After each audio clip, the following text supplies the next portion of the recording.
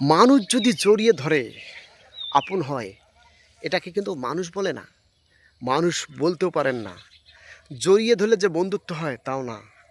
কারণটা হচ্ছে তার উদাহরণ, এই আমার পিছনে একটা গাছ আছে, এখানে অনেক গাছ আছে কিন্তু একটা বড়ই গাছ, এই বড়ই গাছটাকে বিভিন্ন লতা পাতায় জড়িয়ে ধরছে, এই গাছটাকে বিভিন্নভাবে জড়িয়ে ধরছে।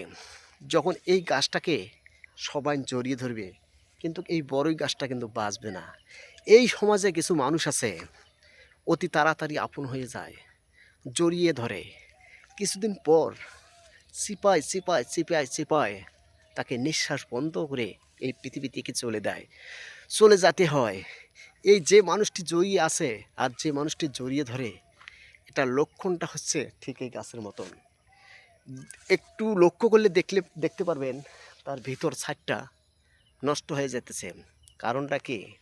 এই তরুলতা গাছগুলো এই বড়ই গাছটাকে বাঁচতে দেবে না, কিন্তু তার এখন বোঝার ক্ষমতা হয়ে গেছে মানুষ মানুষকে জড়িয়ে ধরলে সম্পর্ক ভালো থাকে না, আপন মানুষও ক্ষতি করে, তার বাস্তব উদাহরণ।